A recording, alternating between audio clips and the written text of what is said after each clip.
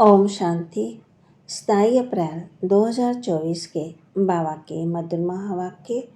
बाबा कहे, मीठे बच्चे, तुम आए हो बाप से हेल्थ वेल्थ हैप्पीनेस का वर्षा लेने। ईश्वरीय मत पर चलने से ही बाप का वर्षा मिलता है। तुम आए हो बाप से हेल्थ वेल्थ हैप्पीनेस का वर्षा लेने। ईश्वरीय मत पर चलने से ही बाप का वर्षा मिलता है। प्रश्न: बाप ने सभी बच्चों को विकल्प जीत बनने की युक्ति कौन सी बताई है? बाप ने सभी बच्चों को विकल्प जीत बनने की युक्ति कौन सी बताई है? उत्तर: विकल्प जीत बनने के लिए अपने को आत्मा समझ भाई भाई की दृष्टि से देखो। शरीर को देखने से विकल्प आते हैं, इसलिए भ्रुकुटी में आत्मा भाई को देखो। पावन बनना है तो ये दृष्टि पक्की रखो।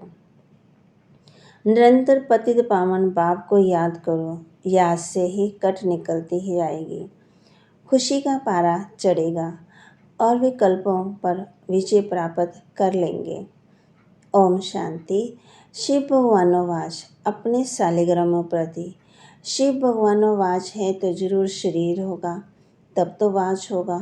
बोलने के लिए मुख जरूर चाहिए, तो सुनने वालों को भी कान जरूर चाहिए। आत्मा को कान मुख चाहिए।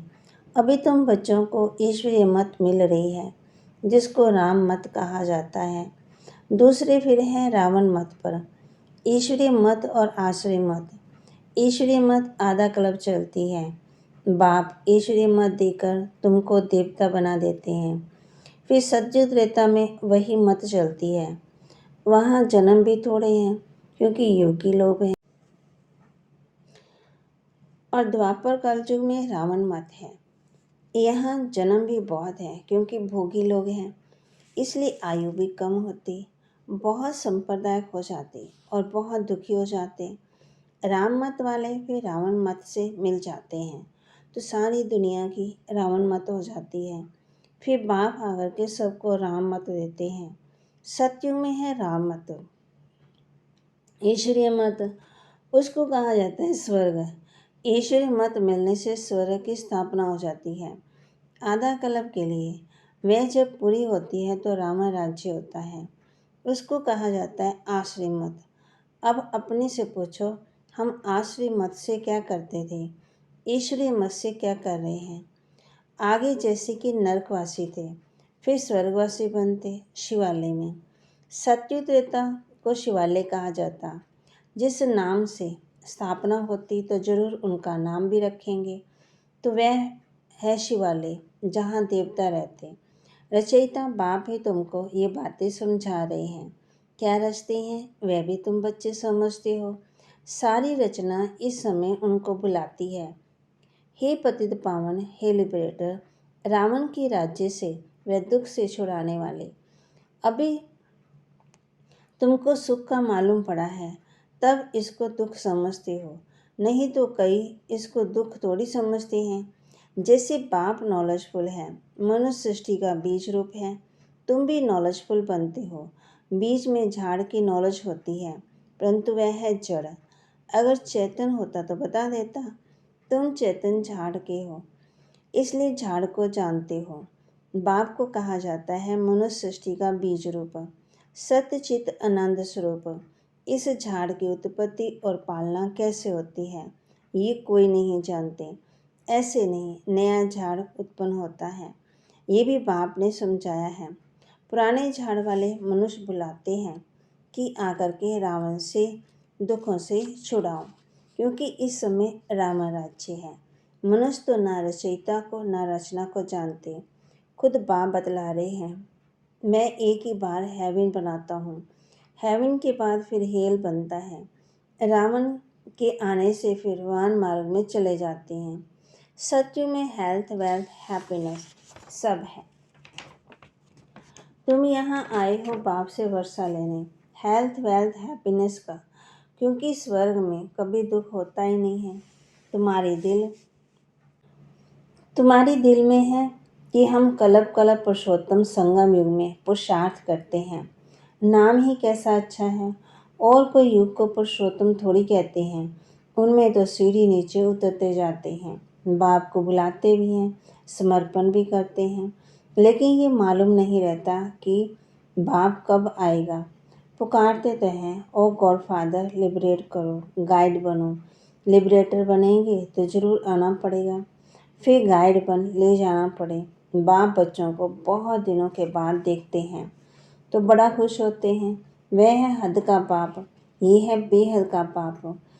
बाप बाप कहते हैं, किसी को 10 किसी को 12 बच्चे होते, परंतु वह सब है हद के सुख जो थोड़े समय के लिए फिर तमो प्रधान बन जाते। तमो प्रधान में सुख बहुत थोड़ा है। तुम सतो प्रधान बनते हो तो बहुत सुख होता है। सतो प्रधान बनने की युक्ति बाप आकर के बताते हैं। बाप को ऑलमाइटी अथॉरिटी कहा जाता है। मनुष्य समझते हैं गॉड ऑलमाइटी अथॉरिटी है तो जो चाहे सो कर सकते हैं, मरे को जिंदा कर सकते हैं। एक बार कोई ने लिखा, अगर आप भगवान हैं तो मक्खी को भी जिंदा कर दिखाओ। ऐसे बहुत प्रश्न पूछते हैं। तुमको बाप ताकत देते हैं जिससे तुम रावण पर जीत पाते हो, बंदर से मंदिर लायक बनते हो। उन्होंने फिर क्या क्या बना दिया है। वास्तव में तुम सब सीताएं भक्तनियाँ हो। तुम सबको रावण से छुड़ाया है। रावण द्वारा तुमको कभी भी सुख नहीं मिल सकता है। इस समय सब रावण की जेल में हैं। राम की जेल में नहीं कहेंगे, राम आते ही हैं रावण की जेल से छुड़ाने। रावण 10 सिर वाला बनाते हैं, उनको 20 भुजाएं दिखाई हैं। बाप ने समझाया है कि 5 विकार पुरुष के, 5 विकार स्त्री के हैं। उनको कहते हैं रावण राज्य, 5 विकार रूपी माया का राज्य। ऐसे नहीं कहेंगे कि इनके पास बहुत माया है, माया का नशा चढ़ा हुआ है। नहीं, धन को माया नहीं कहेंगे, धन को संपत्ति कहा जाता है। तुम बच्चों को संपत्ति आदि बहुत मिलती है, तुमको कुछ भी मांगने की दरकार नहीं, क्योंकि ये तो पढ़ाई है। पढ़ाई में मांगना होता है क्या?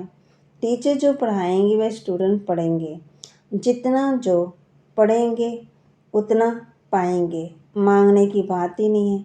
इसमें पवित्रता भी चाहिए। एक अक्षर की वैल्यू देखो कितनी है। पद्म पदम। बाप को पहचानो, याद करो, बाप ने पहचान दी है। जैसे आत्मा बिंदी है वैसे मैं भी आत्मा बिंदी हूँ। वह तो एवर पवित्र है, शांति ज्ञान पवित्रता का सागर है। एक की ही महिमा है, सबका पोजीशन अपना अपना होता है। नाटक भी बनाया है, कण कण में भगवान। जिन्होंने नाटक देखा होगा वह जानते होंगे। जो महावीर बच्चे हैं उनको तो बाबा कहते हैं, तुम बल कहाँ भी जाओ, सिर्फ साक्षी होकर देखना चाहिए। अभी तुम बच्चे राम राज्य स्थापन कर रावण राज्य को खलास कर देते हो। ये तो बेहद की बात है। वह कहानियाँ हद की बना दी हैं। तुम हो शिव शक्ति सेना। शिव ऑलमाइटी है ना, शिव की शक्ति लेने वाले शिव की सेना तुम हो। उन्होंने फिर शिव सेना नाम रखा है। अब तुम्हारा नाम क्या रखें? तुम्हारा तो नाम रखा है प्रजापिता ब्रह्मा कुमार कुमारियाँ। शिव की तो सभी संतान हैं, सारी दुनिया की आत्मा उनकी संतान है। शिव से तुमको शक्ति मिलती है। शिव बाबा तुमको ज्ञान सिखाते हैं, जिससे तुमको इतनी शक्ति मिलती है जो आधा कल्प तुम सारे विश्व पर राज्य करते हो। तुम्हारी ये है योग बल की शक्ति, फिर उन्हों की है बाहुबल की। भारत का प्राचीन राजयोग गाया हुआ है। चाहते भी हैं भारत का प्राचीन युग सीखे, जिससे पैराडाइज स्थापन हुआ था।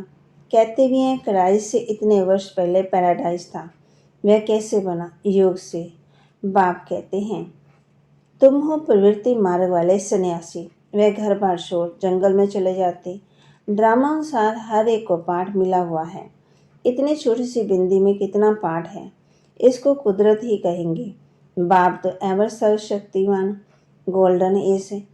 अब भी तुम उनसे शक्ति लेते हो। ये भी ड्रामा बना हुआ है। ऐसे नहीं कि 1000 सूर्य से तेजों में है। वह तो जो जिसका भाव बैठता है उस भावना से देखते हैं। आंखें लाल लाल हो जाती हैं, कहते हैं बस करो, हम सहन नहीं कर सकते। बाप कहते हैं, वे सब भक्ति मार्ग के संस्कार हैं। ये तो नॉलेज है, इसमें पढ़ना है। बाप टीचर भी है, पढ़ा रहे हैं। हमको कहते हैं तुमको तमो प्रधान से सतो प्रधान बनना है। बाबा ने समझाया है, ना बुरा देखना है, ना बुरा सुनना है। मनुष्यों को पता ही नहीं कि ये किसने कहा। पहले बंदर का चित्र बनाते थे, अभी मनुष्यों का बनाते हैं। बाबा ने नीलनी बहन बच्चों का बनाया। मनुष्यों को भक्ति का कितना नशा रहता है। भक्ति का राज्य है ना, अभी होता है ज्ञान का राज्य। फर्क तो हो जाता है ना। बच्चे जानते हैं बरोबर ज्ञान से बहुत सुख होता है। फिर भक्ति से सीढ़ी नीचे उतरते हैं। हम पहले सत्युग में जाते, फिर जो मिसल नीचे उतरते। 1250 वर्ष में 2 कला कम होती। जैसे चंद्रमा का मिसाल है, चंद्रमा को ग्रहण लगता है, कलाएं कम होने लगती हैं, फिर धीरे धीरे कलाएं बढ़ती है तो 16 कला होता। फिर है आधा कल्प की बात, यह है बेहद की बात। इसमें सभी पर राहु का ग्रहण है। ऊंच से ऊंच है बृहस्पति की दशा, नीचे में नीची है राहु की दशा। एकदम दिवाला निकाल देते। बृहस्पति की दशा से हम चढ़ते हैं। मैं बेहद का बाप को जानते ही नहीं। अब राहु की दशा तो सब पर बरोबर है, ये तुम जानते हो और कोई नहीं जानते। राहु की दशा ही इंसॉल्वेंट बनाती, बृहस्पति की दशा से सॉल्वेंट बनते। भारत कितना सॉल्वेंट था, बड़ा सुखी था, एक ही भारत था। सतयुग में राम राज्य पवित्र राज्य होता है, जिसकी महिमा होती है। अपवित्र राज्य वाले गाते हैं, मैं निर्गुण हारे में कोई गुण नहीं। ऐसी संस्थाएं भी बनाई हैं, निर्गुण संस्था। अरे ये तो सारी दुनिया निर्गुण संस्था है, एक की बात थोड़ी है। बच्चों को हमेशा महात्मा कहा जाता है, तुम फिर कहते हो कोई गुण नहीं। ये तो सारी दुनिया है जिनमें कोई गुण न होने का राहु की दशा बैठी है। अब बाप कहते हैं दे दान तो छूटे ग्रहण। अब जाना है तो सबको दे साय दे के सभी धर्मों को छोड़ो, अपने को आत्मा निश्चय करो। तुमको अब वापस जाना है। पवित्र ना होने के कारण वापस कोई जा ना सके। अब बाप तो पवित्र होने की युक्ति बताते हैं। बेहद के बाप को याद करो। कई कहते हैं बाबा हम भूल जाते हैं। बाप कहते हैं मीठे बच्चों, पतित पावन बाप को तुम भूल जाएंगे तो तुम पावन कैसे बनेंगे। विचार करो कि ये क्या कहते हैं। जानवर भी कभी ऐसे नहीं कहेंगे कि हम बाप को भूल जाते हैं। तुम क्या कहते हो, मैं तुम्हारा बेहद का बाप हूँ। तुम आए हो बेहद का वर्षा लेने। निराकार बाप साकार में आए तब तो पढ़ाए। अभी बाप ने इसमें प्रवेश किया है। ये है बाप दादा, दोनों की आत्मा इस प्रकृति के बीच में। तुम कहते हो बाप दादा, तो जरूर दोनों आत्माएं होंगी, शिव बाबा और ब्रह्मा की आत्मा। तुम सब बने हो प्रजापिता ब्रह्मा कुमार कुमारियाँ। तुमको नॉलेज मिलती है तो तुम जानते हो हम न भाई भाई हैं। फिर प्रजापिता ब्रह्मा द्वारा हम भाई बहन बनते हैं। ये याद पक्की चाहिए। परंतु बाबा देखते हैं फिर भाई बहन के नाम रूप में भी कशिश होती, बहुतों को विकल्प आते, अच्छा शरीर देख फिर विकल्प आते। अब बाप कहते हैं अपने को आत्मा समझ भाई भाई की दृष्टि से देखो। आत्मा सब भाई भाई हैं तो बाप भी जरूर चाहिए। सबका एक बाप है, सभी एक बाप को याद करते हैं। अभी बाप कहते हैं सत्व प्रधान बनना है तो माँ में कम याद करो। जितना याद करेंगे कट निकलती जाएगी, खुशी का पारा चढ़ेगा और कशिश होती रहेगी नंबरवार पुरुषार्थ अनुसार। अच्छा, मीठे मीठे सिकिलदे बच्चों प्रति माता पिता बाप दादा का याद प्यार और गुड मॉर्निंग। रूहानी बाप के रूहानी बच्चों को नमस्ते। रूहानी बच्चों की रूहानी बाप दादा को दिलवा जान सिकवा प्रेम से नमस्ते। धारणा के लिए मुख्य सार, पढ़ाई पर पूरा ध्यान देकर स्वयं को संपत्तिवान बनाना है। कुछ भी मांगना नहीं है, एक बाप की याद और पवित्रता की धारणा से पद्मपति बनना है। राहु के ग्रहण से मुक्त होने के लिए विकारों का दान देना है। हियर नो इवल, जिन बातों से सीढ़ी नीचे उतरे, निर्गुण बने, उन्हें बुद्धि से भूल जाना है। वरदान। पहले आपके मंत्र द्वारा सर्व का सम्मान प्राप्त करने वाले निर्माण सो महान भव। पहले आपके मंत्र द्वारा सर्व का सम्मान प्राप्त करने वाले निर्माण सो महान भव। यही महामंत्र सदा याद रहे कि निर्माण ही सर्व महान है। पहले आप करना ही सर्व के सम्मान प्राप्त करने का आधार है। सबसे मान मिलेगा। महान बनने का ये मंत्र वरदान रूप में सदा साथ रखना। वरदानों से ही पलते उड़ते मंजिल पर पहुंचना। मेहनत तब करते हो जब वरदानों को कार्य में नहीं लगाते।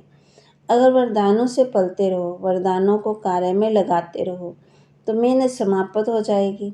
सदा सफलता और संतुष्टता का अनुभव करते रहेंगे।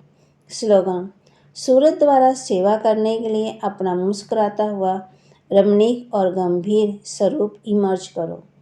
सूरत द्वारा सेवा करने के लिए अपना मुस्कुराता हुआ रमणीक और गंभीर स्वरूप इमर्ज करो।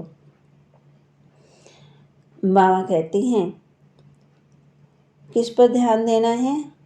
पढ़ाई पर पूरा ध्यान देना है और कुछ मांगना नहीं है, और बाप को याद भी करना है। आज बाबा ने होमवर्क दिया है, ना बुरा देखना है ना बुरा सुनना है। तो मंत्र कौन सा दिया? पहले आपके मंत्र द्वारा सबका सम्मान प्राप्त करने वाले निर्माण सो महान भव। बाबा के महावाक्य को लाइक भी करें, शेयर भी करें और सब्सक्राइब भी करें। ओम शांति।